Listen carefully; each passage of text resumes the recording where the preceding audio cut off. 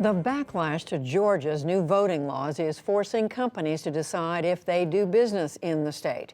Here to analyze the political calculations behind the pressure and the response, our Politics Monday team, Amy Walter of the Cook Political Report and Tamara Keith of NPR. Hello to both of you. So good to see you on this Monday. Amy, I'm going to start with you and the Georgia law. The reverberations continue. A number of companies taking a stand, Coca-Cola, Delta Airlines, prominent black leaders taking a stand against. And then over the weekend or Friday, Major League Baseball pulling out the All-Star game from Atlanta. My question is, how does this kind of pressure sit with political leaders? Can it be effective in getting them to change a law? Yeah, Judy, this is really fascinating. Actually, it's been a fascinating development that's been going on for the last 10 or 15 years. It didn't really start with this Georgia law. We saw it, for example, in places like North Carolina with the bathroom bill. We've seen it on gay rights in other states, gun laws in other states. Really what's happening, and this is especially true in the South, these metro regions like Atlanta, like Dallas, like Houston, that used to be pretty Republican, have now become much more Democratic, much more blue, and in some cases deep blue. And this is where these companies are headquartered. And many of their employees, they come from those blue areas. They live in those blue areas, and their expectations are that the companies that they work for reflect the values that they share. And that's, I think, a big reason why we're seeing so many of these companies in states where the company has an incredible influence, but where that influence is really relegated to just the metro region. And so, unfortunately, Judy, what I think happens is it divides the state once again between those who live in and around that big metro area who say, absolutely, we support this, and those who live outside of it who believe that their values and views aren't being taken into consideration. And, I think for so many voters, they're left then forced to pick a side. Do I choose the place where I live right now? And in some cases, you're having companies that are agreeing much more with what's going on in other states than what's going on in their own. And so, Tam, how do you see the political dynamics of this? How effective is it? Well, and what I'll say is, as Amy was alluding to, Governor Kemp in Georgia came out swinging and called this cancel culture, which is becoming an increasingly common refrain from Republicans in recent months, especially.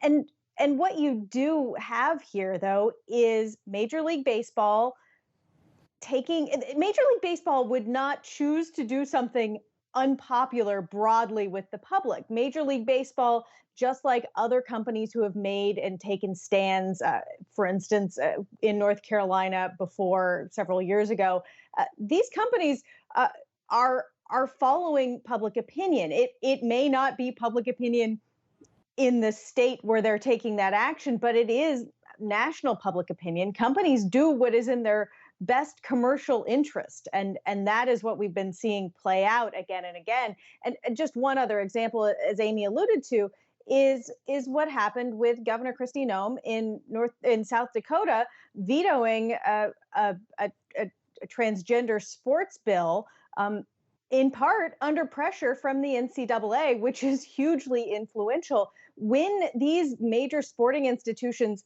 pull out of a place, as they did in Indiana several years ago, as the All-Star game is happening with baseball, there are huge economic implications. But is this going to change the Georgia voting law? That's not clear. And also, the Georgia voting law is a bit more nuanced than the fight about it is now making it seem.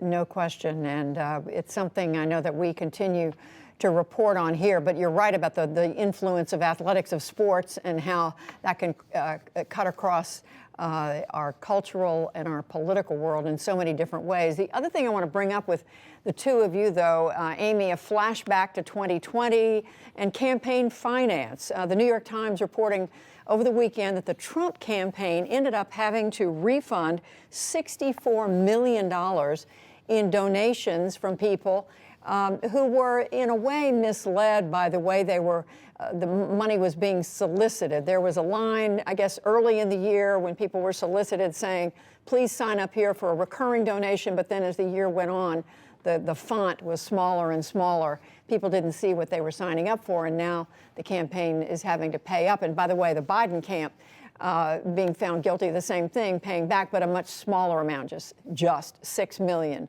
But what does this say about our campaign finance system that this is going on? Yeah, it's a really interesting story. And I think it's something that, you know, in this era now of fundraising that is becoming where small dollar donors are becoming more and more dominant, that these stories may become more regular. Look, the Trump campaign depended much more on small donors than the Biden campaign did. And remember, at the very end of the summer, it became clear that even though the Trump campaign started out with this huge fundraising lead, they had squandered a lot of that money. They'd spent a lot of that money before they hit the fall, and they were desperate to raise a lot of money very quickly. That's hard to do when people are only writing you a $20 or $25 check at a time. You know, the good news about small dollar donors, Judy, is that it democratized the process, right? It brought regular people in. It's not just people with big bank accounts who can have these fancy dinners and invite politicians there. It's now regular people who can have influence. But that doesn't mean that it's not without some of its own drawbacks. And this is clearly one of them. Tam? Yeah, there is nothing like a bad fundraising number to make your money dry up, especially your big dollar money, because those big donors want to support a winner. They want something for their investment.